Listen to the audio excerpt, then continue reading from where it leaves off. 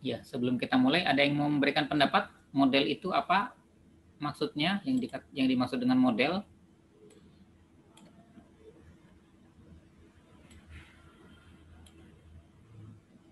Ada satu orang? Yolanda, bagaimana Yolanda? Izin menjawab, Pak. Menurut saya, model itu suatu pola gitu, Pak. Suatu pola yang bagaimana? Suatu pola yang nantinya dijadiin acuan gitu, Pak. Misalnya apa? Kalau yang Anda bayangkan dalam apa saja? Tidak harus hidrologi, apa saja? Seperti Contoh kayak, yang dikatakan model. bentar, Pak. Model, kayak model busana gitu, Pak. Oh, Contohnya. oke. Model busana ya. Ya, Pak. Jadi pola yang jadi acuan ya. Oke, oke. Baik, itu satu gambaran yang diberikan Yolanda tentang model. Eh, jadi ada istilah model itu bisa bermacam-macam dan yang diberikan contoh oleh Yolanda adalah model busana ya. Jadi sebuah contoh, contoh ya. Yang dimaksud dengan Yolanda contoh ya. Nah nanti kita lihat bahwa definisi itu juga masuk ya, definisi contoh itu juga masuk ya. Ya. Nah ini kita punya kenyataan di alam ya, kenyataan di alam. Jadi kalau baju tadi kenyataannya itu adalah orang yang menggunakan baju tersebut. Sedangkan modelnya, model itu peragawannya itu adalah orang yang memberikan contoh atau memberikan gambaran dari bagaimana baju tersebut kalau sudah dipakai, kira-kira begitu. Nah ini untuk kejadian-kejadian hidrologi atau hal-hal yang lain, kenyataannya adalah bagaimana proses ini terjadi ya, terjadi di alam. Ada siklus hidrologi, ada hujan, hujan salju, hujan air, kemudian ada aliran permukaan, surface runoff, kemudian dia masuk ke depression storage, apa cekungan, simpanan cekungan seperti danau, kemudian juga ada yang masuk ke sungai, ada yang mengalir ke sungai, ke subsurface flow maupun surface flow, ada yang terevapotranspirasi, dan akhirnya dari sungai tersebut mengalir ke laut atau samudera.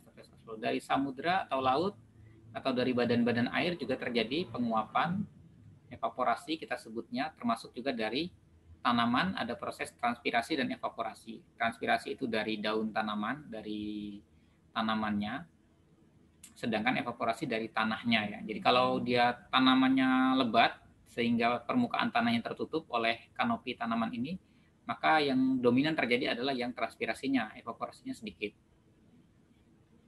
Nah, ini adalah satu contoh kenyataan dalam proses hidrologi. Nah, kalau kita gambarkan ini gambar ini adalah model juga, kita katakan model sebagai contoh ya, sebagai contoh atau suatu bentuk penyederhanaan atau suatu bentuk yang menggambarkan proses dari yang sangat kompleks yang terjadi di alam. Ya, jadi kita mulai ya. Fenomena hidrologi sangat kompleks secara penuh atau menyeluruh. Fenomena ini dapat disederhanakan dengan konsep sistem. Jadi karena saking kompleksnya, kalau kita mau melihat yang kecil-kecil tersebut, maka kita tidak akan selesai menghitung berapa infiltrasi dan lain sebagainya. Sehingga kita gunakan penyederhanaan dan kita pecah-pecah proses ini dalam sebuah sistem ya. Kalau kita gambarkan ini juga sebagai sebuah model ya, gambar ini model penyederhanaan sebuah proses yang kompleks, tapi kita bisa lebih sederhanakan lagi dengan menggambar komponen-komponen sistem. Jadi kita buat sistem, dan sistem itu ada komponen-komponen, baru dari komponen-komponen tersebut kita bisa menghitung berapa yang terjadi hujannya, berapa evapotranspirasi dan lain sebagainya, berapa aliran permukaan dan sebagainya. Nah, jadi sistem itu adalah gabungan dari komponen-komponen yang saling terhubung, membentuk satu kesatuan atau satu keutuhan, dan masing-masing komponen menjalankan fungsi. Ini kalau kita tarik definisi yang lebih luas, sistem itu misalkan sistem sistem pendidikan di Unsud, misalkan sistem pendidikan di Unsud kan ada komponennya, ada komponen dosen, ada komponen mahasiswa, ada komponen tendik atau tenaga kependidikan dan lain sebagainya. Kemudian ada proses, Anda di situ melakukan proses sebagai input, mahasiswa sebagai input dengan pengetahuan pada level lulus SMA. Kemudian masuk ke dalam proses pendidikan, Anda mengikuti kuliah, Anda mengikuti praktikum, Anda mengikuti KKN, praktek lapang, skripsi, dan lain sebagainya. Anda diproses di sana, kemudian luarannya adalah sebuah lulusan yang diharapkan oleh kurikulum punya pengetahuan begini, punya sikap begini, punya keterampilan begini, punya soft skill ya. Soft skill itu daya juang, kemudian daya empati, kemudian daya kemampuan beradaptasi dan sebagainya sebagai sebuah luaran ya. Jadi nanti diharapkan oleh kurikulum atau di dokumen perencanaan kurikulum Anda menjadi suatu lulusan yang mempunyai pengetahuan begini-begini dan sifat atau sosial yang begini-begini. Itu namanya sistem ya. Anda sebagai input dari sistem dan perkuliahan sebagai sebuah proses dan outputnya adalah ketika Anda menjadi lulusan. Nah, ini secara umum ya. Nah, secara hidrologi kita bicara hidrologi, maka sistem hidrologi ini mempunyai komponen-komponen berupa. Nah, jadi proses-proses yang ada di sini itu merupakan sebuah komponen sistemnya. Ada presipitasi gitu, ada evapotranspirasi, ada runoff atau aliran permukaan dan lain-lain. Kemudian dan fase-fase lain dari siklus hidrologi baik yang ada di atmosfer, di permukaan tanah maupun dalam tanah. Itu menjadi sebuah komponen sistem. Nah, sistem hidrologi diterjemahkan dalam kesatuan persamaan-persamaan matematis untuk perhitungan yang disebut dengan model hidrologi. Nah, ini jadi kita dari gambaran model itu sebagai sebuah contoh atau sebuah penyederhanaan, kita beralih ke model itu sebagai sebuah penyederhanaan dengan konsep matematis. Jadi kalau ini kita lihat proses dalam model hidrologi yang menggunakan matematika, kita lihat di sini ada persamaan-persamaan. Berapa hujan turun, kemudian infiltrasi, ada persamaan infiltrasi, itu adalah sebuah komponen sistem infiltrasi dengan prosesnya berupa persamaan itu. Jadi yang terjadi pada alam adalah proses infiltrasi, yang kita modelkan sebagai model hidrologi adalah perhitungan infiltrasinya. Jadi hasil hitungan kita itu akan mencerminkan berapa sih yang terjadi di alam sebenarnya, yang terjadi sebenarnya gitu. Jadi yang kejadian sebenarnya itu alam, yang kita sederhanakan atau yang kita jadikan contoh, yang kita jadikan kasus adalah persamaan infiltrasinya. Jadi kalau kejadian infiltrasi, kemudian kita hitung berapa besar infiltrasi, maka kita membuat sebuah model yang bisa memprediksi gitu. Jadi seperti tadi kata Yolanda baju model peragawan gitu ya. Kita prediksikan orang-orang yang memakai pakaian itu nantinya itu seperti peragawan itu gitu.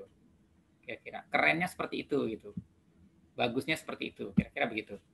Jadi kita berikan contoh atau kita jadikan prediksi untuk melihat kondisi yang sebenarnya akan terjadi atau yang sudah terjadi atau yang akan terjadi ya prediksi. Jadi nanti baju itu tadi kalau belum dirilis, belum dijual ke publik, ditampilkan oleh peragawan begini-begini gayanya dan seterusnya, potongan-potongannya. Kira-kira masyarakat umum nanti akan yang membeli baju itu atau memakai baju itu nanti tampilannya kira-kira akan seperti itu. Nah begitu juga dalam model hidrologi, ketika kejadiannya belum terjadi, ada input data-data hujan, data-data sinar matahari, dan sebagainya, maka kejadian-kejadian hidrologinya kira-kira nanti akan seperti ini, karena sudah kita hitung dalam persamaan-persamaan. Jadi model itu adalah sebuah penyederhanaan dari sistem yang sebenarnya, atau sebuah penyederhanaan dari kompleksitas sistem. Kenapa? Kalau mengambil contoh baju tadi, orang yang memakai baju pun akan bermacam-macam. Ada yang tinggi, ada yang pendek, ada yang gemuk, ada yang kurus, dan sebagainya. Tapi yang diberikan penyederhanaannya model peragawan itu. Yang satu orang itu yang misalkan yang tinggi, ramping, dan sebagainya gitu. Tapi pada kenyataannya nanti yang akan memakainya mungkin orang yang badannya besar, orang yang kurus, dan sebagainya. Jadi tidak semuanya, tapi dia dibuat penyederhanaan, prediksinya nanti akan kira-kira seperti ini tampilannya gitu. Begitu juga model hidrologi ya. Kejadiannya nanti infiltrasi akan terjadi runoff sebesar sekian. Itu yang kita prediksi, kita hitung melalui model hidrologi tadi, kira-kira seperti itu. Kita sederhanakan. Nah, ini contoh konsep sistem hidrologi ya.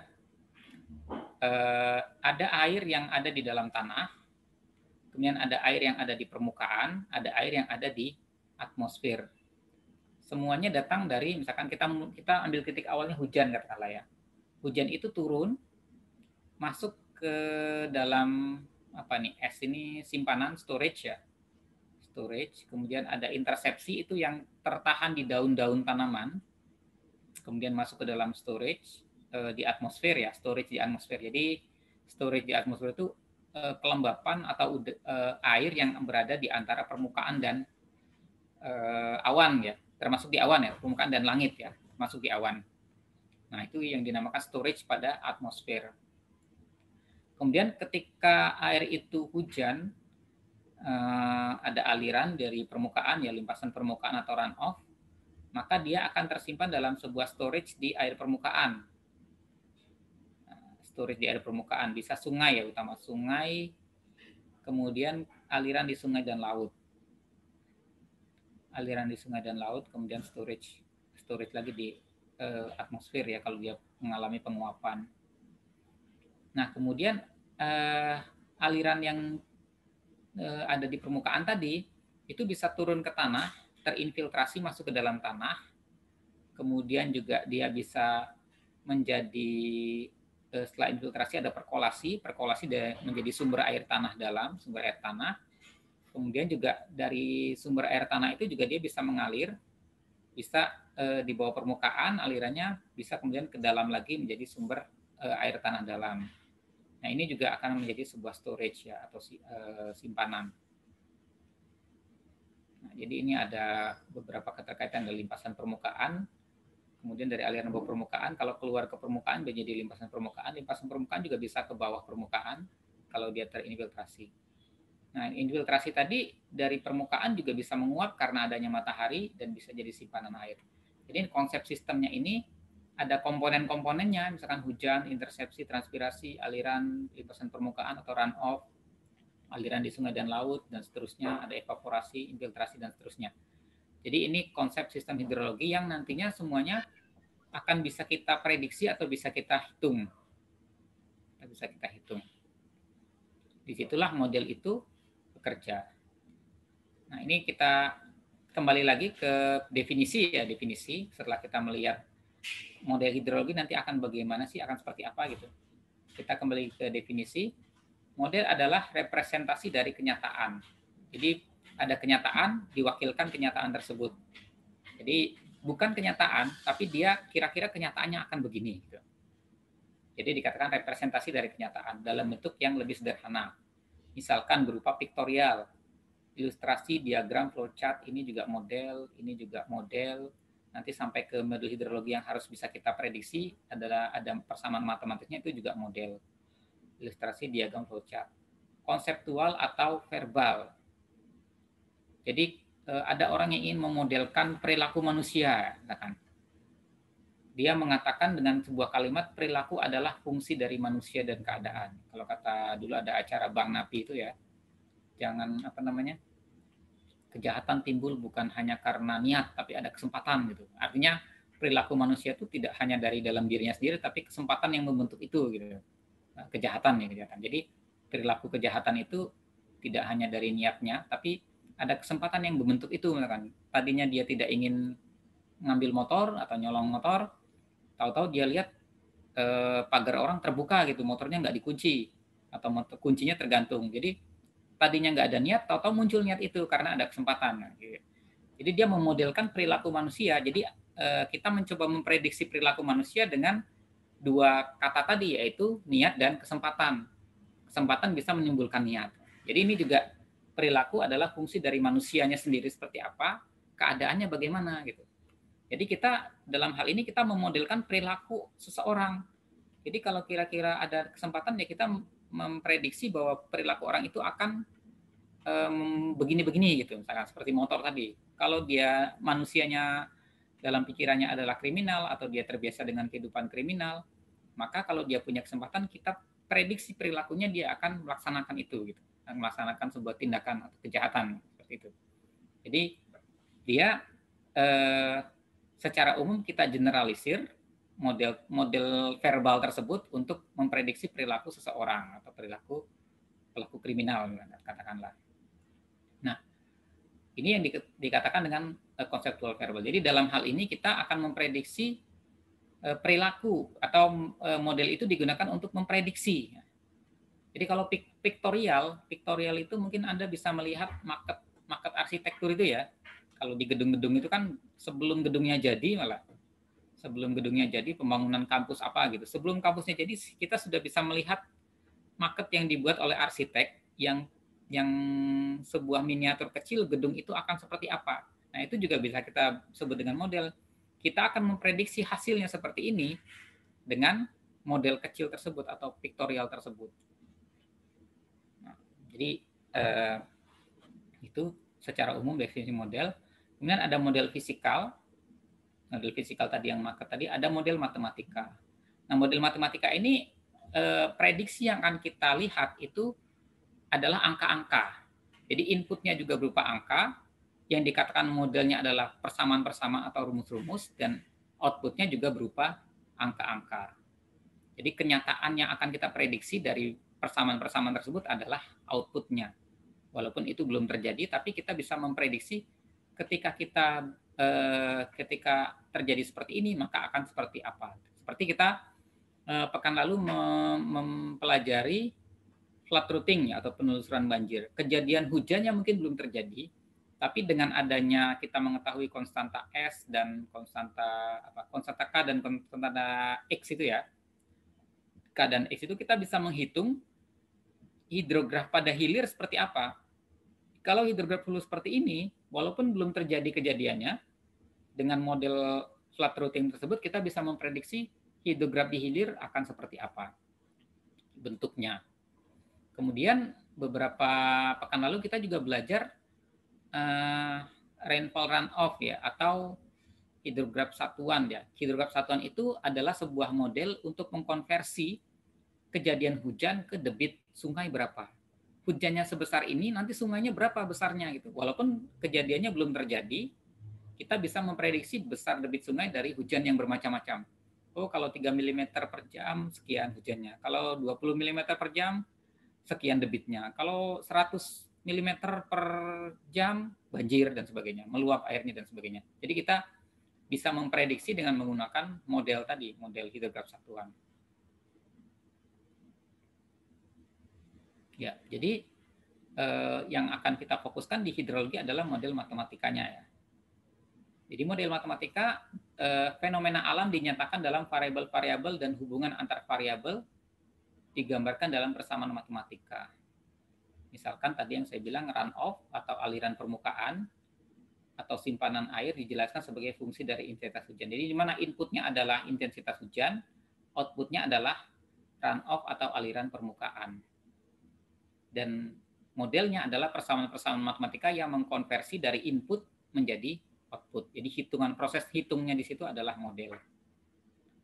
Nah, model hidrologi adalah model matematika, baik yang sederhana maupun yang kompleks. Jadi ada yang sederhana seperti storage function, simpanan air dalam das itu fungsi dari debit sungai gitu misalkan. Itu sebuah model yang sederhana. Yang kompleks nanti mempertimbangkan beberapa proses-proses ini, semuanya ada hitungannya, semuanya ada rumusnya, sehingga nanti kita bisa dari hujan yang diketahui sebagai input, kita bisa tahu berapa intersepsinya, kalau berapa banyak pohon, kita bisa tahu transpirasinya berapa, kita bisa tahu evaporasinya berapa, kita bisa hitung ya, kita bisa estimasi dengan model matematika. Nah, jadi ada empiris, konseptual, deterministik, stokastik, global, muter. Nanti kita lihat ya. Kegunaan model matematika untuk memecahkan permasalahan dalam sistem yang sebenarnya. Jadi sistem yang sebenarnya terlalu rumit, kita sederhanakan. Dengan penyederhanaan itu, maka kita bisa memecahkan permasalahan atau mendapatkan gambaran mengenai sistem tersebut secara utuh. Nah, dengan cara apa? Mensimulasikan fenomena sistem melalui perhitungan-perhitungan matematis dan mendapatkan output sistem ya. Jadi model itu adalah yang pertama representasi atau contoh dari kenyataan, yang kedua adalah penyederhanaan dari kenyataan, yang ketiga kita gunakan untuk mempelajari sistem atau memprediksi sistem tersebut. Mungkin adik-adik pernah melihat wawancara ya, kalau wawancara tentang perilaku masyarakat ketika pandemi misalkan. Oh, masyarakat itu tidak taat kepada pemerintah, tidak menjalankan protokol kesehatan dan sebagainya. Karena apa? Karena dia mungkin ahli psikologi atau ahli sosiologi, ya karena secara psikologi dia sudah jenuh di rumah, sudah pusing melihat kamar ruang tamu dan sebagainya, dapur cuman itu saja. Jadi dia terpaksa keluar gitu, terpaksa keluar. Jadi dia memodelkan perilaku itu sebagai fungsi dari kejenuhan manusia gitu. Jadi dia taat pada pemerintah dan seterusnya. Kemudian pengen bebas dan sebagainya. Jadi terus kemudian kedua, pendidikannya rendah sehingga dia tidak paham, tidak percaya adanya COVID misalkan. Dia tidak percaya ada COVID karena pendidikannya rendah, dia tidak ngerti virus itu apa dan sebagainya. Tapi dia percaya COVID itu nyata, tapi dia tidak percaya. Sedangkan togel itu ya, misalkan dia pasang togel itu ya dapatnya aja 100 kali pasang, satu belum tentu ya. Tapi dia percaya bahwa nanti dia akan dapat gitu, seperti itu. Jadi kebalik-balik pikirannya, karena dia pendidikannya rendah dan tidak punya pengetahuan yang cukup untuk melihat kenyataan dari. Jadi dia dalam wawancara itu dia memodelkan perilaku manusia dari apa yang input-input yang dia tahu, misalkan tingkat pendidikan, tingkat kebosanan, tingkat kejenuhan dan lain-lain. Nah, dia mendapatkan output sistem yaitu perilaku manusia, perilaku masyarakat dan seterusnya. Nah, sedangkan dalam hidrologi yang kita dapatkan sebagai input adalah angka, yang kita lakukan sebagai proses adalah persamaan-persamaan matematika, yang kita berikan sebagai output adalah output yang diinginkan. Misalkan tadi debit, hujan sebagai input, kemudian kita hitung, kemudian mendapatkan debit. Seperti ini ya. Ini ada input, operator ini yang kita sebut dengan model, kemudian ini ada output ya. Jadi sistem ilustrasi sistem hidrologi atau model matematika hidrologi. Atau secara lebih gamblangnya, ini adalah sebuah das, daerah aliran sungai dengan batas-batasnya. Dalam das tersebut terjadi hujan. Kemudian dalam baik dari struktur morfologi atau dari berapa konduktivitas hidrolik dari tanah dan seterusnya, dia bisa, atau model hidrograf satuan juga dia gunakan, dia bisa memodelkan berapa aliran sungai yang akan terjadi nanti, atau debit sungai nanti terjadi berapa. Kalau hujannya kecil, debitnya kecil, tapi ada hitungannya. Kalau hujannya besar, debitnya juga akan besar, tapi juga ada hitung-hitungannya. Nah, hitungan-hitungan itu bisa diterjemahkan ke dalam sebuah program komputer ya. Program komputer. Jadi program komputer itu sebuah baris-baris perintah yang isinya persamaan-persamaan model tersebut hingga dia mendapatkan hasil dari perhitungan yang dilaksanakan terhadap input-input model tersebut. Jadi kita bisa melihat model hidrologi sebagai sebuah set of equation ya, kumpulan persamaan-persamaan, tapi juga setelah persamaan-persamaan itu diterjemahkan ke dalam baris-baris program, kita bisa mengatakan program itu adalah sebuah model yang kita berikan input. Nah, kalau kita program itu sendiri kita terjemahkan lagi lebih kompleks dengan menggunakan spasial ya. Jadi ada dia mempertimbangkan lokasi spasial, di sini ada peta, maka ini software ini kita katakan sebagai model. Tapi yang paling pada dasarnya yang dimaksud adalah persamaan-persamaan yang ada dalam ini. Cara perhitungan dari program ini adalah modelnya. Tapi kita bisa secara umum orang mengatakan ini adalah model hidrologi fisik, ya, model hidrologi ya, yang diterjemahkan ke dalam sebuah program komputer. Ya. Jadi secara umum karakteristik model matematika dia merupakan representasi yang tidak lengkap dari sistem utuh, karena sistem utuhnya begitu kompleks, maka digunakan persamaan-persamaan atau penyederhanaan-penyederhanaan dan persamaan-persamaan yang punya asumsi-asumsi ya. Asumsinya kemiringan sekian gitu, kemiringan sungainya sekian, alirannya sekian gitu, dan seterusnya. Akurasi model dalam menggambarkan sistem dan kesederhanaan model itu saling berlawanan. Semakin dia sederhana, akurasinya juga akan semakin berkurang. Jadi keuntungannya kalau dia sederhana, kita mengukur atau mengambil data tidak terlalu banyak variabel, tapi akurasinya tidak begitu besar dibandingkan kalau kita mengukur semua variabel, termasuk variabel hujan, cuaca dan seterusnya, kemiringan sungai, topografi das dan seterusnya. Kita masukkan semua variabelnya, kita akan melakukan banyak pengukuran, tapi akurasinya mungkin akan semakin besar, akan semakin akurat dia dalam memprediksi debit sungai. Namun yang kita pertimbangkan adalah kebutuhan kita sampai seakurat mana gitu. Jadi kalau kita tidak perlu terlalu akurat, maka kita gunakan model yang sederhana saja, variabelnya tidak terlalu banyak. Nah, kemudian tidak ada satu model yang bisa mewakili semua keadaan. Jadi tidak ada satu model yang bisa mewakili semua keadaan. Jadi kadang-kadang kita memerlukan beberapa model, atau kita butuhnya apa, kita membuat model baru ya dari sebuah kejadian hidrologi. Kemudian permodelan tidak selalu mengenai komputer dan teknologi informasi. Tapi ini adalah alat bantu yang penting ya. Jadi karena perkembangan komputer, dunia komputer dan teknologi informasi, maka komputer sebagai alat hitung, alat bantu hitung sangat penting sekali untuk mengembangkan model-model hidrologi. Jadi karena ini model matematika, nanti desainnya ini pasti akan ada perhitungan. Nah, perhitungan itu kalau kita coret-coret di kertas ya pasti akan lama. Maka kita memasukkan program gitu ya, program. Jadi semakin kompleks model, semakin kompleks program. Sebagai contoh, saya beri contoh saja ini ya. Program itu bagaimana sih kekuatannya dalam kepentingannya dalam perhitungan ya. Ini saya kelihatan ya mungkin ya. Ini adalah bahasa Python ya. Kita menghitung, ini sederhana sekali ya. Kita menghitung luas persegi panjang katakanlah. Kita menghitung luas persegi panjang. Kita bisa mengalihkan panjangnya sama dengan 23, lebarnya sama dengan 34. Jadi luasnya sama dengan 23 dikali 34. Luas itu kita cetak adalah 782, katakanlah meter persegi. Ini adalah sebuah proses hitungan yang sederhana. Nah, bayangkan kalau kita mengulang-ulang proses menghitung ini, luas, misalkan kita bagi sebuah das menjadi grid-grid atau grid-grid kotak-kotak ya, luasan-luasan yang kecil-kecil, dan kita harus menghitung luasnya masing-masing untuk memodelkan sistem hidrologinya, berapa air masuk ke kotak tersebut dan seterusnya. Kita memerlukan perhitungan yang berulang-ulang di sini. Kita memerlukan perhitungan berulang-ulang. Tapi kalau kita simpan dalam bentuk fungsi itu kita analogikan sebagai sebuah model ya. Kita misalkan tulis fungsi luas persegi panjang. Kita masukkan inputnya adalah panjang dan lebar. Maka kita definisikan luasnya adalah P dikali dengan L.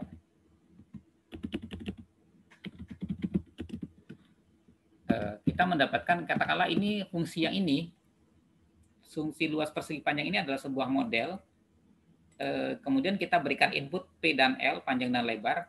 Suatu saat kita perlu mengubah nilai P-nya, P sama dengan, tadi P-nya kan sudah ada 23, L-nya 34, jadi kita panggil hasilnya berapa, cetak hasil dari perhitungan luas persegi panjang, katakanlah ini modelnya ya, nama modelnya, nama fungsinya kita taruh di sini dengan input P dan L yang sudah kita definisikan di atas tadi, P23, L34. Maka kita mendapatkan nilai 782. Suatu saat kita ingin mengubah P dan L-nya, P sama dengan 345, L sama dengan 456 misalkan. Kemudian kita panggil lagi modelnya, cetak hasil dari model luas persegi panjang P kali L. Dapat kita angkanya. Jadi kita ketika kita melakukan perhitungan berulang-ulang, komputer akan sangat membantu. Sekarang kita ganti lagi P 2, L-nya sama dengan 3. Kita panggil lagi modelnya, hasilnya 6. Jadi dengan membuat model yang diterjemahkan ke dalam bahasa komputer atau pemrograman komputer, kita berikan input, maka dia akan sangat mempermudah dalam proses perhitungan model kita. Jadi yang dimaksud dengan berkembangnya kecanggihan komputer sangat membantu berkembangnya permodelan. Nah, ketika dalam permodelan hidrologi, persamaannya tidak sesederhana ini. Tidak hanya panjang kali lebar, tapi nanti ada infiltrasi itu persamaannya seperti apa. Mungkin sudah dipelajari di awal-awal perkuliahan, di pertemuan sebelum UTS ya. Infiltrasi persamaannya seperti apa, inputnya apa saja, evaporasi persamaannya seperti apa, inputnya apa saja, dan seterusnya. Sampai sini ada yang mau bertanya? Kita cerita model dulu ya. Bisa dipahami atau tidak? Kalau tidak bisa, apa yang belum dipahami? Saya izin bertanya, Bapak. Ya, silakan Rizka. Saya Rizka Fadila izin bertanya. Ini kan ada yang cara model perhitungannya dengan fisikal ya. Kalau Hmm. fisikal itu dengan berbasis fisika atau dengan bagaimana ya, Bapak? Untuk penjelasan lebih jelasnya. Ya, fisik ya, physical proses. Jadi physical proses, physical ini yang kalau yang di sini yang dimaksud physical itu tadi bentuk ya, bentuk fisik maksudnya, bentuk fisik. Kalau matematis, jadi matematis itu kan di sana juga ada proses fisika ya, kan proses fisika kecepatan sama dengan jarak dibagi waktu itu adalah fisika yang dimatematiskan. Jadi dalam fisika pun yang banyak adalah model yang disebutkan model matematika gitu.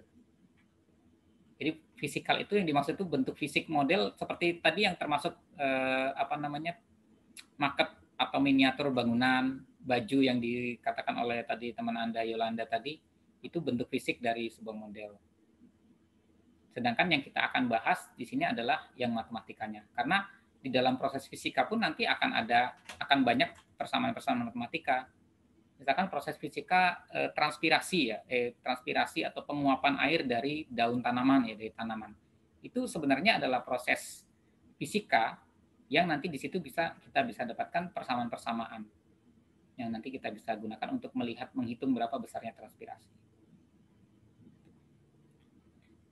Begitu Rizka? Berarti itu bukan permodelan yang berbasis fisika gitu, berbau fisika gitu bukan sih, Bapak? Dan yang dimaksudkan itu yang di sini di matematika. Jadi berbasis fisika, tetapi nanti yang ada adalah persamaan matematikanya. Jadi kita sebutkan model matematis dari kejadian atau fenomena fisika.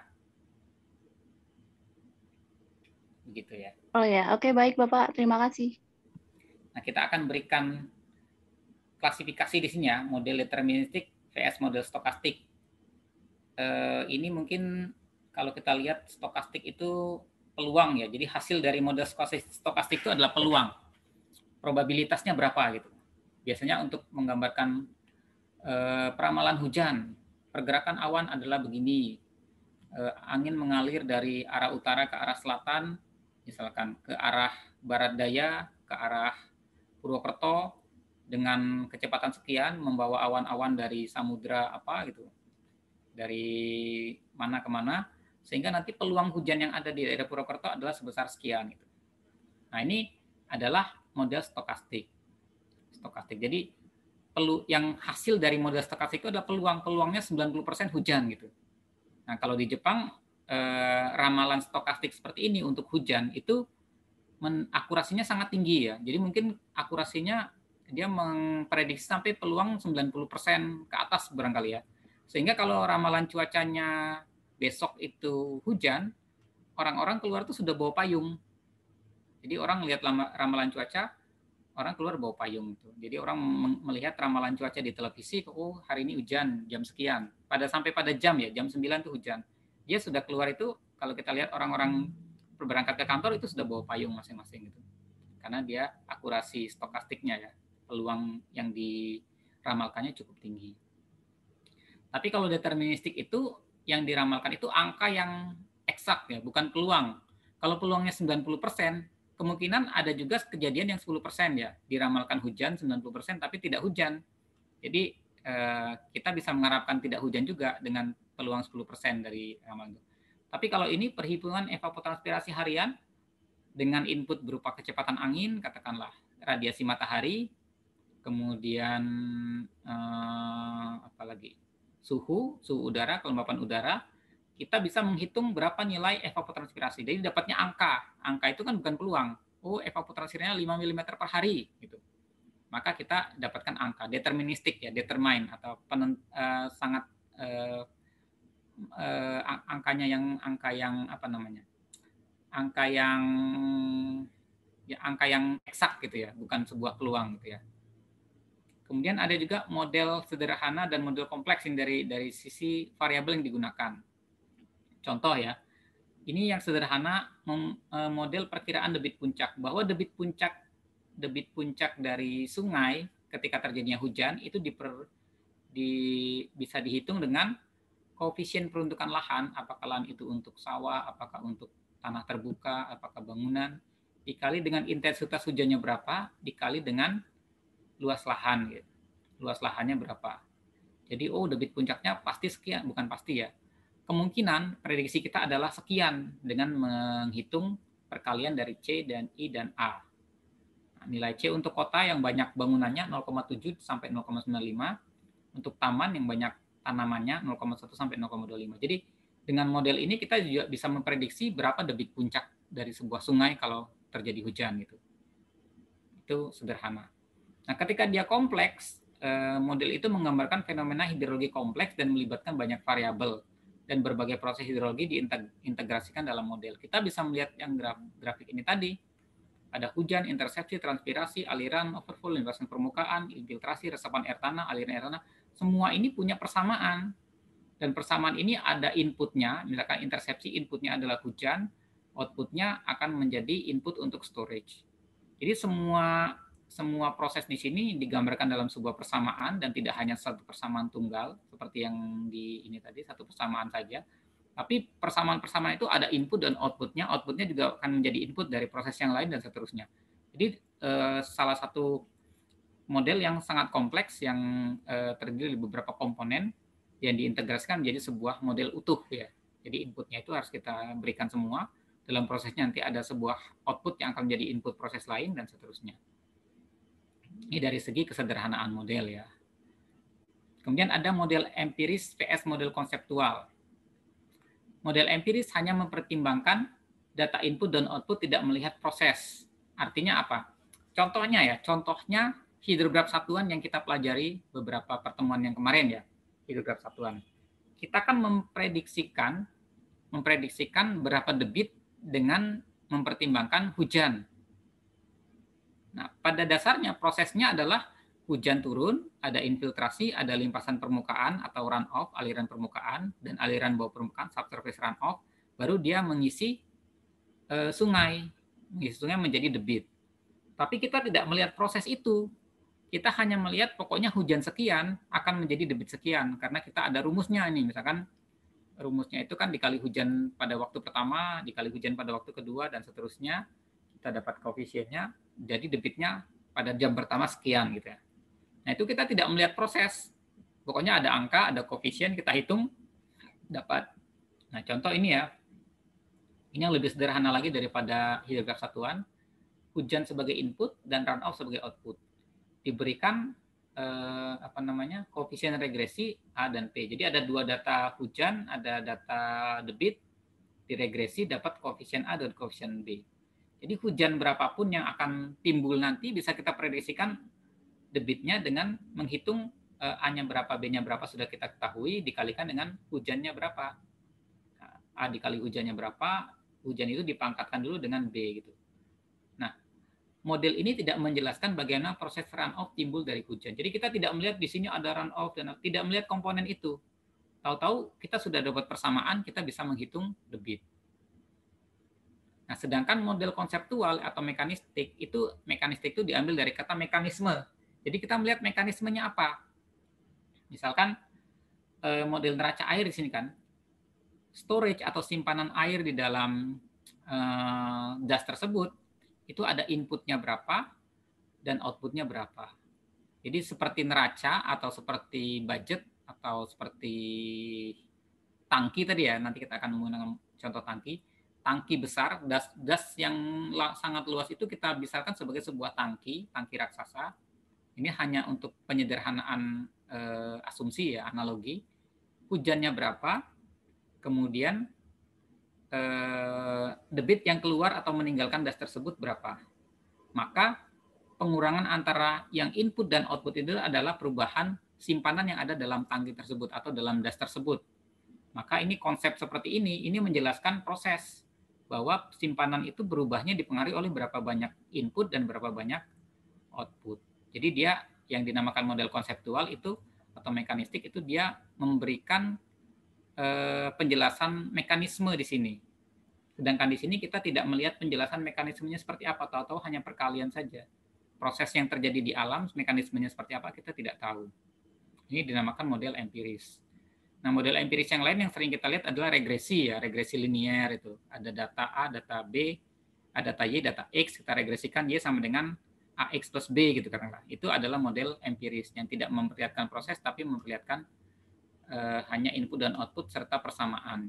Jadi tidak ada ceritanya proses di situ. Kemudian ada model global, LAMP, dan model terdistribusi. Kalau kita menggunakan model LAMP, jadi key atau debit sungai itu kita anggap di semua titik dalam sepanjang sungai itu sama. Jadi hujannya berapa, dapat debitnya berapa kita hitung, pokoknya semua titiknya debitnya sekitar segitu gitu. Pasti seperti itu dalam satu nilai. Tapi kalau model terdistribusi biasanya dia menggunakan SIG atau sistem spasial ya, sistem informasi geografi. Di titik ini, di titik ini, di titik ini, di titik ini, di titik di berbeda titik pada sebuah spasi, sebuah ruang, itu dia membuat atau mempunyai nilai yang berbeda. Ya. Jadi mengasumsikan das sebagai bentangan yang dibagi menjadi wilayah-wilayah yang kecil atau paket-paket atau parsel-parsel berupa grid. Dalam perhitungannya biasa terintegrasi dengan sistem informasi geografi atau SIG.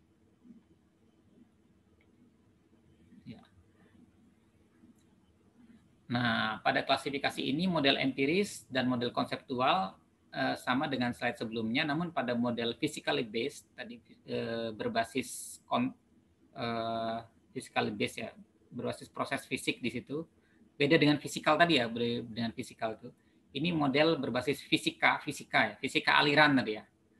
Yang dimaksud adalah model terdistribusi atau spasial. Jadi kalau ada fisika aliran di situ, kita menerapkan perhitungan fisika aliran, persamaan-persamaan fisika aliran, maka itu biasanya dia adalah model yang terdistribusi atau spasial. Nah, karakteristiknya bagaimana? Yang empiris tadi ya, data berdasarkan database or metric or black box model. Black box model itu proses tidak diketahui, yang ada hanya rumus, tahu-tahu kita bisa mendapatkan output dari rumus tersebut. Kalau konseptual ada parameter yang kita berikan di sini atau model abu-abu ya, tidak persis seperti proses fisikanya, tetapi dia konsepnya masuk gitu. Seperti aliran proses terjadinya debit pada sebuah das kita bisa analogikan dengan tangki ya, itu dia tidak persis seperti tangki tapi konsepnya ya kira-kira analoginya seperti itu gitu. Kemudian kalau model berbasis fisik asal terdistribusi, dia mekanistik atau mekanismenya jelas dari titik-titik kotak-kotak alirannya di mana itu terjadi. Kemudian empirical model melibatkan persamaan matematika, kemudian menurunkan persamaan itu dari data yang sudah ada. Jadi mempelajari data atau meregresikan data itu empirical model. Jadi kalau kita regresikan tidak terlihat proses di alamnya seperti apa. Kalau konseptual, based on modeling reservoir, jadi ada seperti tadi ada tangki, kemudian di dalam tangki-tangki tersebut ada persamaan-persamaan yang menggambarkan debit, bagaimana kita mendapatkan debit dari proses yang ada dalam tangki tersebut. Nah, kalau yang physically based itu ada spasial, ada peta, kemudian peta itu dibagi menjadi grid-grid kecil. Dari setiap grid, katakanlah ini grid ya, ada grid misalnya, ada grid kecil. Dari grid itu air yang masuk berapa, air yang keluar berapa, air yang keluar itu masuk ke kotak yang lain lagi. Seperti kalau di sawah itu kan ada irigasi masuk ke petak ini, keluar ke petak lain yang terinfiltrasi dan seterusnya. Jadi setiap petak itu ada persamaannya. Itu spasial. Nah, ini ada contoh ya. Contoh tadi hidrograf satuan. Hidrograf satuan itu empiris, tadi sudah kita jelaskan. Karena dia tidak menjelaskan proses persamaan-persamaan itu, hanya kita punya data input, kita punya koefisien-koefisien, kita bisa menghitung output.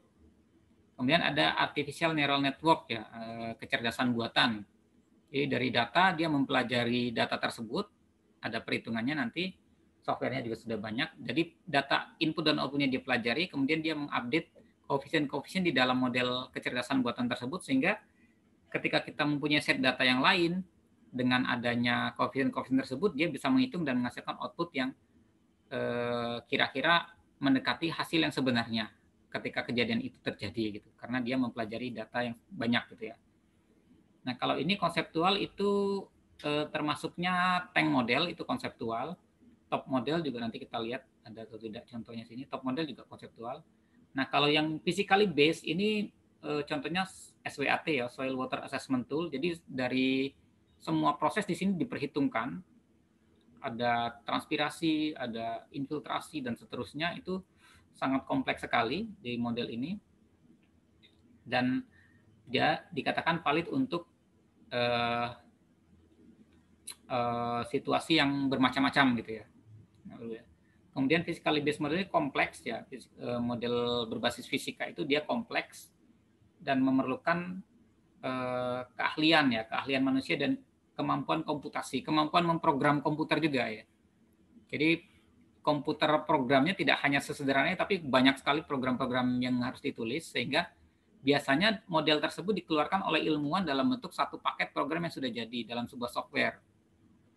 Misalkan mungkin Anda pernah lihat Cropwatt ya, Cropwatt itu kan model evapotranspirasi. Dia sudah diprogram dalam bentuk software, kita tinggal menyediakan input, nanti software akan menghitungnya dengan output. Jadi model yang physically based ini dia memerlukan keahlian manusia dan kemampuan komputasi ya.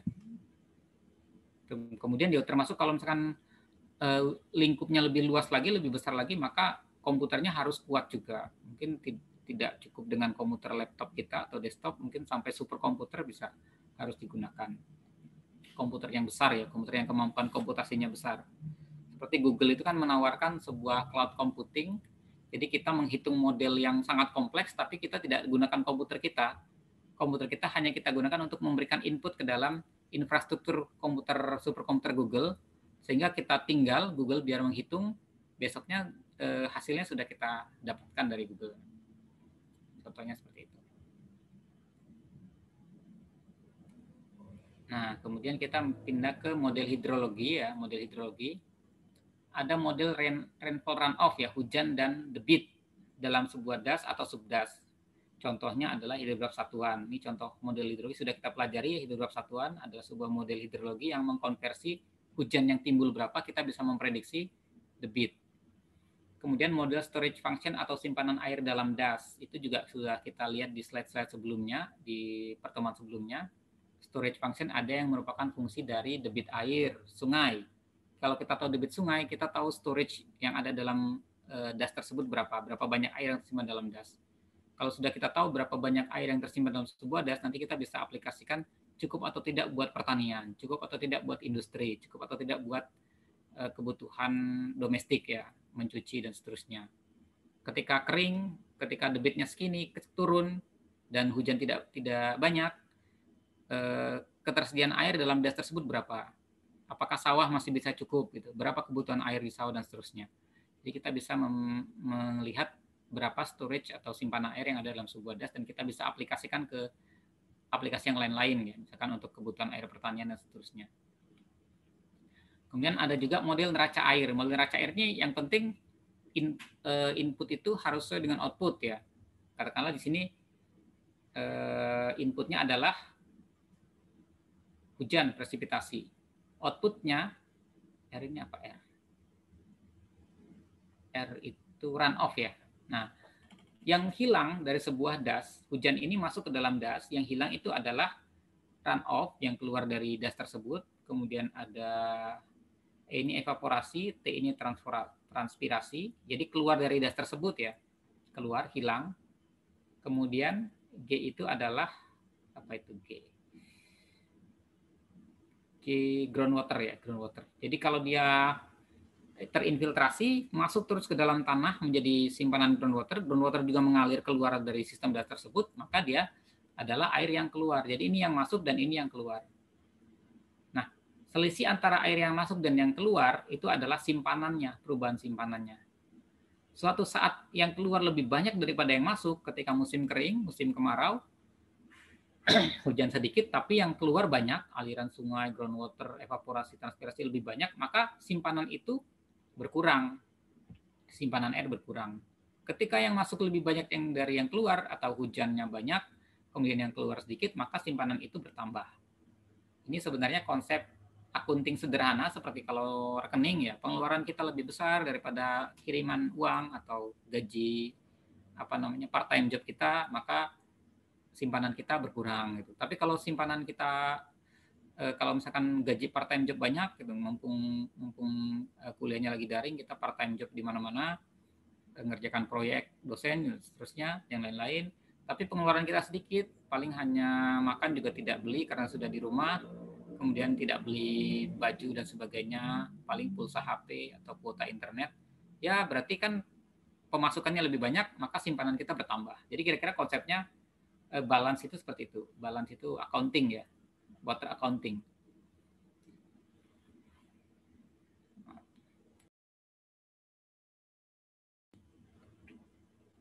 Nah, kemudian ini adalah satu model konseptual. Jadi konsep ini dia menganalogikan kejadian di alam sebagai sebuah kejadian yang diibaratkan, jadi pengibaratan. Misalkan proses yang terjadi dalam sebuah das itu kita ibaratkan sebagai sebuah tangki bersusun. Gitu. Ketika hujan, berarti hujan itu masuk ke dalam tangki. Air yang tersimpan dalam das tersebut berarti air simpanan yang ada dalam tangki. Kemudian run off yang terjadi itu adalah debit air sungai, yaitu air yang keluar dari tangki, yang keluar meninggalkan das tersebut.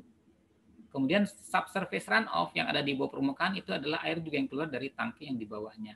Kemudian yang terperkolasi jauh ke bawah tanah menjadi simpanan groundwater atau air tanah dalam, itu berarti yang keluar dari tangki ini masuk ke tangki yang lain, tangki groundwater. Nah, yang mengalir keluar dari tangki groundwater ini adalah aliran groundwater yang meninggalkan das tersebut. Jadi ini adalah pengibaratan. Das ini kan luas ya. Nah, luas. Penyederhanaan konsep pengibaratan ini mengibaratkan das yang luas tersebut sebagai sebuah tangki ini akan menyederhanakan banyak perhitungan sehingga kita bisa memprediksi aliran-aliran yang terjadi dan kita bisa memberikan data sebelum kejadian itu terjadi atau karakteristik. Kita bisa memberikan karakteristik das tersebut dalam mengalirkan debitnya berdasarkan hujannya dengan melihat persamaan-persamaan yang dibentuk dari tangki tersebut. Jadi nanti tangki ini akan membentuk persamaan-persamaan matematis dari variabel-variabel ini sehingga nanti semuanya bisa kita hitung. Nah, ini contoh perhitungan ya. Yang jelas kan ada yang masuk itu adalah yang menambahkan, yang keluar adalah yang mengurangi. Jadi sederhananya berapa simpanan di dalam tangki ini? Yang masuk yaitu P dikurang yang keluar ET, dikurang yang keluar lagi di sini YC, dikurangi YB, dikurangi YA. Simpanannya adalah ini yang digambarkan dengan H atau ketinggian tangki ini. Jadi perubahan H1 DH1 per DT adalah P dikurang ET yang keluar nih ya, yang masuk plus yang keluar minus plus PT minus ET minus YC minus YB minus YA. Seperti itu. Sedangkan yang tangki yang ini persamaannya adalah yang masuk adalah dari sini YA plus YA, yang keluar adalah YD minus YD. Jadi perubahan delta HD, perubahan tinggi tangki ini, tinggi simpanan air pada tangki terhadap waktu delta HD per DT adalah YA dikurang dengan YD. Sederhananya gitu. Jadi kita bisa membentuk persamaan dari analogi atau pengibaratan sebuah sistem yang kompleks seperti das ini menjadi lebih sederhana. Jadi kita lihat tadi sudah kita rumuskan DH1 per DT, P yang masuk, ET yang keluar, YA, YB, YC itu yang keluar. Kita dapat satu persamaan. Dari tangki yang kedua, DH2 adalah yang masuk YA yang keluar YD. Yang masuk YA yang keluar YD akan menjadikan perubahan H2. Kemudian H2 itu adalah HD sini ya. Nah, sekarang berapa YC ini? Berapa YC? Berapa YB? Berapa YA? Atau bagaimana menghitung YC? Bagaimana menghitung YB? Bagaimana menghitung YA? YC adalah, kalau kita ibaratkan ini adalah fungsi dari ketinggian air, maka tinggi air di sini dikurang dengan batas ini ya. Jadi tebal ini dikali akan menentukan berapa YC. Kalau dia semakin tinggi, maka YC-nya semakin deras atau semakin besar. Jadi YC itu di sini sebuah koefisien, nanti koefisien ini ditentukan dari data kita ambil, kita lakukan prosedur optimasi, kita dapatkan koefisien. H1 dikurang HC. H1 ini dikurang HC ini ya. Jadi setebal ini H1 dikurang HC, jadi tebal di atas YC akan menentukan berapa besar debit YC. YB juga sama, tebal di atas YB ini akan menentukan berapa besar YB. Jadi H1 nanti dikurang dengan HB YB-nya. Sebuah koefisien dikali H1 dikurang HB. Bagaimana kalau H1-nya lebih kecil daripada, misalkan untuk menghitung YB, H1-nya di bawah tinggi YB, maka tidak akan terjadi aliran kan? Jadi kalau airnya di sini, baik YB maupun YC tidak akan ada aliran air. Gitu. Ibaratnya kalau di dalam aplikasi DAS, kalau storage-nya kurang, airnya di bawah, turun ke bawah, terperkolasi, dan tidak ada tambahan air lagi, maka tidak ada aliran air yang masuk ke sungai. Tidak ada aliran masuk ke sungai, jika tidak ada aliran. Tapi yang turun ke bawah, yang terperkolasi juga mungkin masih banyak. Nah, jadi sedangkan A ini dia tidak tergantung dari pembatas, jadi dia hanya tergantung dari ketinggian dari dasar ini berapa. Jadi fungsi dari H1 murni, YA. Begitupun YD. YD hanya fungsi dari tinggi ini, tidak ada pembatasnya karena ini terletak di paling dasar. Jadi persamaan-persamaan ini kita katakan sebuah model konseptual. Model deterministik yang menghasilkan hasil angka bukan peluang. LAMP, kenapa LAMP? Karena dia dianggap satu nilai untuk satu DAS. Jadi nilai debit yang ada di tiap titik di sungai itu dianggap sebagai sebuah nilai yang sama, yaitu YC itu ya. Begitu juga aliran bawah permukaan yang ada di tiap titik dalam tersebut dianggap sebuah nilai yang sama, yaitu YB. Jadi LAMP itu disebut LAMP, bukan distributed. Kalau distributed nanti DAS ini dibagi menjadi kotak-kotak lagi, terdistribusi. Nanti setiap kotak itu mempunyai aliran yang berbeda-beda ya, nilai aliran yang berbeda-beda. Kemudian konseptual. Kenapa konseptual? Karena kita memakai pengibaratan atau membuat konsep ya, seolah-olah atau pengibaratan bahwa DAS ini adalah sebuah tangki yang bersusun. Sehingga kita mendapatkan persamaan-persamaan itu yang bisa kita selesaikan untuk menghitung. Nah, ini kita melihat model lain, ada model MAPDAS, model aliran permukaan daerah aliran sungai. Kemudian model MAPDAS itu ditemukan oleh siapa, kemudian menggunakan persamaan. Ini empiris ya, empiris dia tidak menjelaskan proses. Kalau ini kita bisa melihat proses kan, di sini ada proses hujan, ada proses runoff, ada proses subsurface runoff. Kalau ini kita tidak melihat proses, tahu-tahu Q adalah hujan dikurang kehilangan inisial dibagi dengan hujan dikurang kehilangan inisial ditambah S, yaitu retensi potensial maksimum yang nanti akan dicari lagi. Jadi dia empiris. Kemudian ada submodel H2O untuk transformasi hujan menjadi aliran permukaan. Dan seterusnya ya, kita bisa lihat nih konsep model MAPDAS, nanti bisa kita lihat di sini ya papernya ya. Papernya kalau yang tertarik ingin belajar, ingin mengetahui model MAPDAS itu kayak apa sih, ini bisa kita lihat di LDRoot, sudah saya letakkan di situ. Perhitungannya nanti menghasilkan apa? Ini kan persamaan-persamaannya. Nanti perhitungannya menghasilkan apa? Menghasilkan debit ya, debit. Harusnya ada grafiknya nih. Curah hujan berapa, debitnya berapa, dan seterusnya. Ya. Kemudian kita lanjutkan. Nah, ini contoh model MAPDAS yang sudah dimasukkan ke dalam sebuah persamaan atau program komputer. Kita membuat program komputer di sini.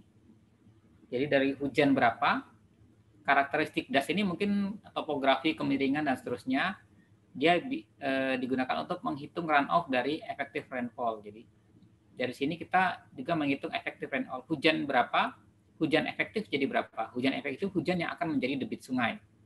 Kemudian dibentuk hidrograf, dari hidrograf tersebut memerlukan berapa hujan efektif dan memerlukan bagaimana hujan efektif itu bisa menjadi debit karena adanya topografi DAS seperti apa, kemudian yang lain-lain ya seperti apa ya. Kalau kita lihat di sini ada dua model ya, model CN curve number, ini juga model empiris, dan model H2O sini. Ada model ini model fisika aliran ya. Jadi ada lereng seperti fungsi waktu, kecepatan karena lerengnya miring dan seterusnya. Ini adalah model fisika. Kemudian dikemas atau diprogram dalam sebuah software atau perangkat lunak, sehingga kita ketika masukkan input nanti keluar outputnya seperti ini. Outputnya dan seterusnya. Nah, sampai sini Ada yang bertanya? Sedikit lagi. Masih memperhatikan atau tidak?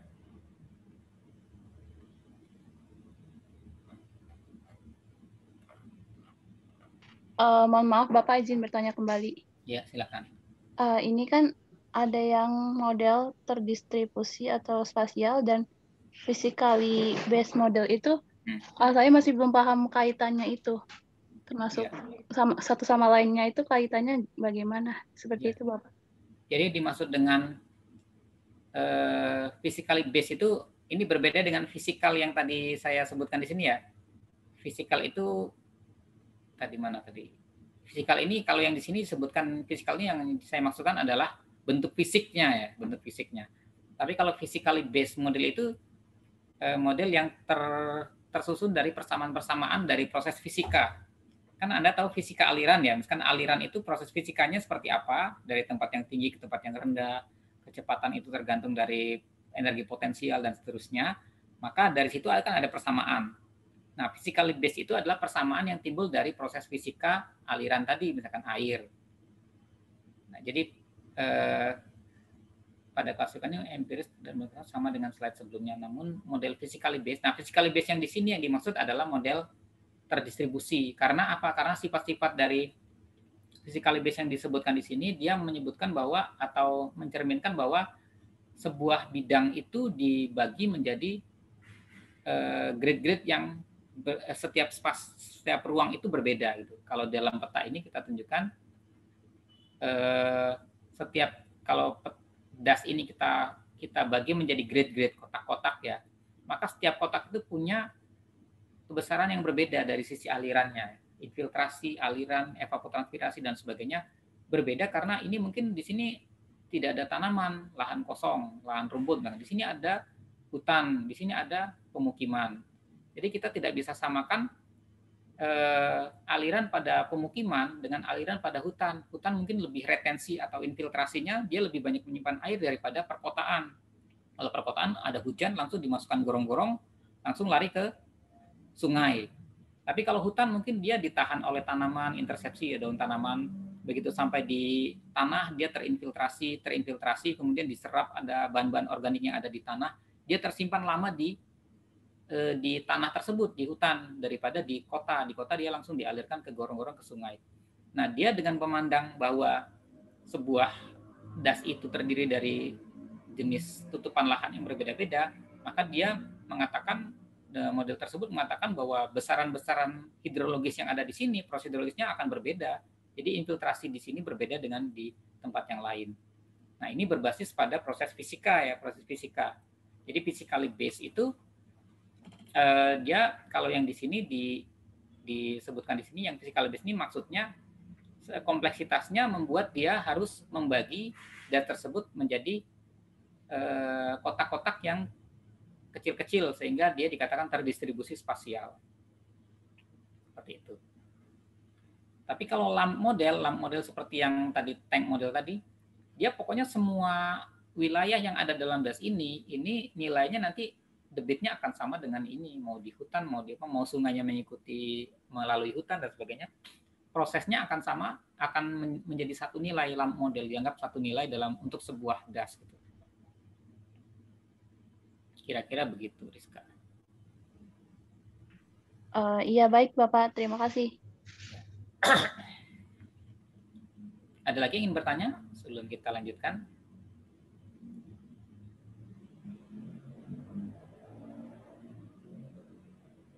Kita lanjutkan ya.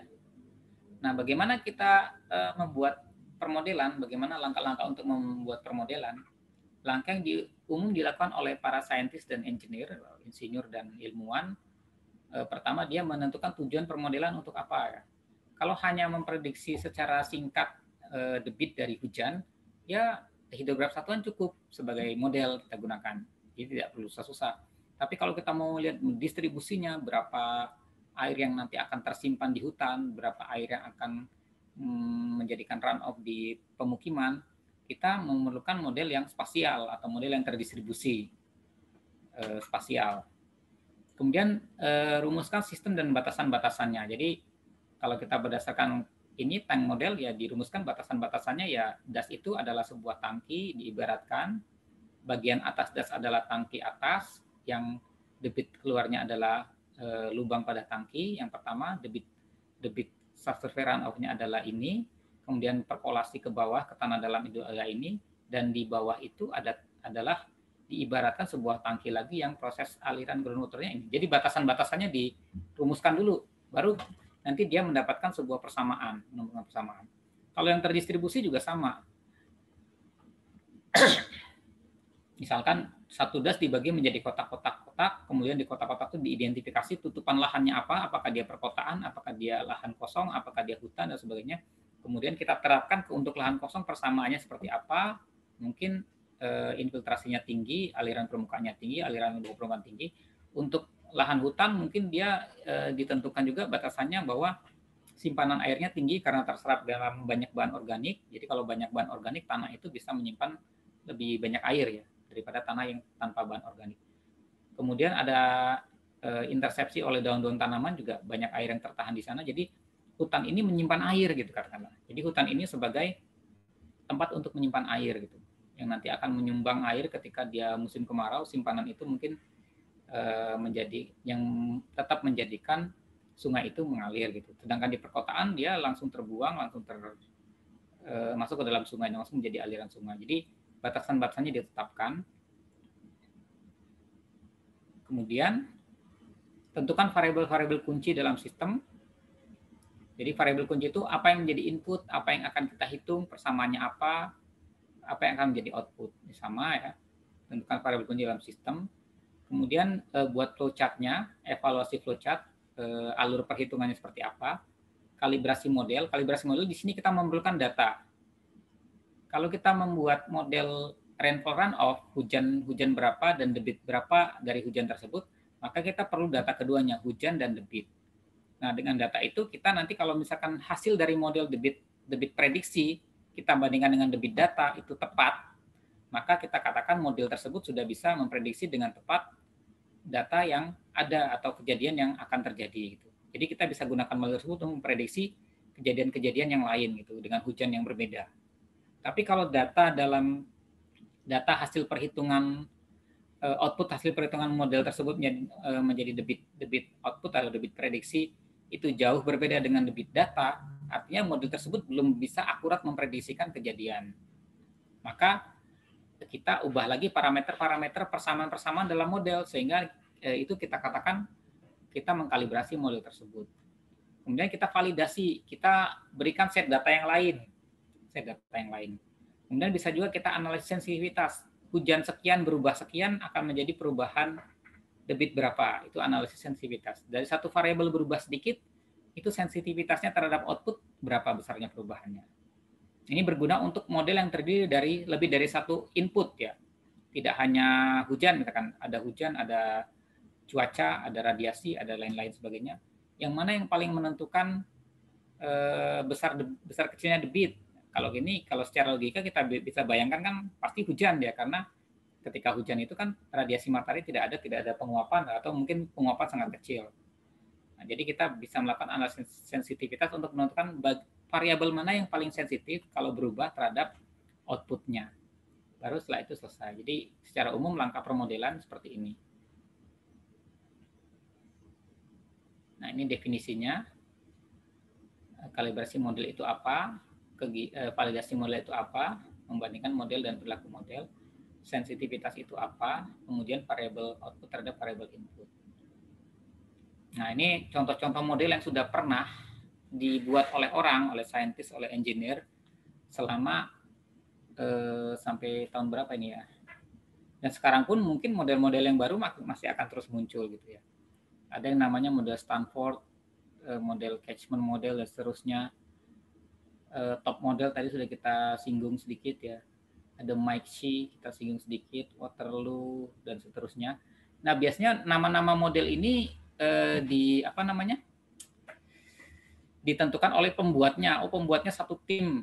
Dia bisa aja menggunakan nama-nama mereka, inisial-inisial mereka sebagai nama model. Tapi secara umum yang digunakan itu adalah nama prosesnya ya. Misalkan di sini ada top model. Top model itu bukan nama pembuatnya, bukan nama Bevan dan Kirby, tapi prosesnya itu dia melihat aliran atau kemiringan dari das dan seterusnya ya.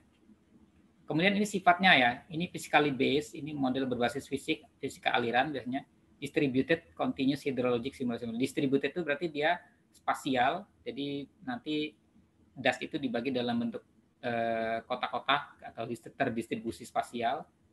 Kemudian continuous hydrologic simulation model. Nah ini juga, kalau yang ini event based itu satu kejadian, yang berdasarkan satu kejadian ya, continuous lamp itu berarti dia parameter itu satu untuk satu semua das gitu.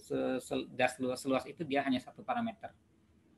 Nah, ini model yang akan kita gunakan atau yang kita pakai ketika kita penelitian atau perhitungan itu tergantung dari kita membutuhkan sampai sedetail apa, sampai seakurat mana, atau seberapa banyak ketersediaan data. Kalau dalam model top model ini datanya misalkan ada 6 variabel, tapi kita punya 3 variabel, kita tidak akan bisa menggunakan top model, kita gunakan model yang lain yang hanya memerlukan 3 variabel. Kira-kira seperti itu. Nah, untuk soil SVAT ya, soil vegetation atmosphere transfer, itu model ini sangat kompleks ya, jadi banyak data yang kita perlukan. Kemudian ada juga SHETRAN ya, SHETRAN physically based, jadi model berbasis fisika aliran, terdistribusi, dan ada quantity dan quality. Jadi tidak hanya banyaknya air, tapi juga kualitas air juga dimodelkan sini. Kalau misalkan di situ ada hujan itu mengandung nitrogen, ya hujan asam, dia bisa nanti masuk ke dalam sungai itu kualitas airnya seperti apa. Kemudian ada tahun 76 ini termasuk baru ya, tahun 2000. 2001 ada distributed hydrological model hydrotel. Ini juga physically based, distributed, juga pakai spasial dan hydrologic simulation model. Nah, jadi kira-kira itu untuk penelitian. Mungkin Anda bisa mencari skripsi mahasiswa ya, kakak-kakak kelas Anda yang penelitiannya model hidrologi. Ada satu orang bimbingan saya dulu yang meneliti tentang top model dengan menggunakan data hujan, kemudian data das ya, das. Untuk tank model mungkin di praktikum akan diberikan di praktikum tank model, cara membuat atau cara memprediksi, bukan cara mencari parameter tank model untuk sehingga kita bisa memprediksi output debit dari perhitungan tank model tersebut. Sampai di sini ada yang mau bertanya?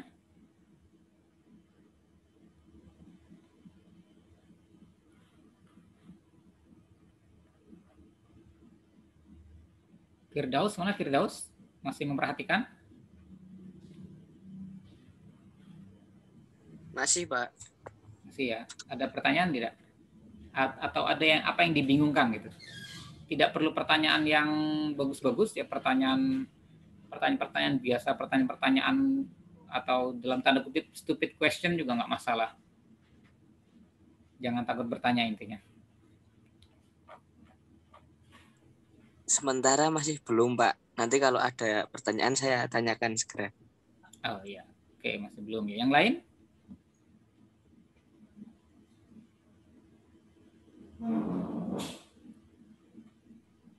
Belum, Pak. Masih belum, Pak. Masih belum pertanyaan ya. Masih bingung atau gimana ini?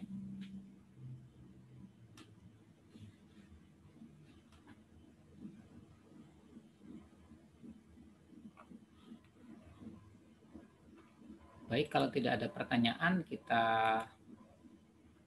akhiri ya. Saya akhiri rekamannya dulu, nanti akan saya masukkan di Eliro rekamannya ya.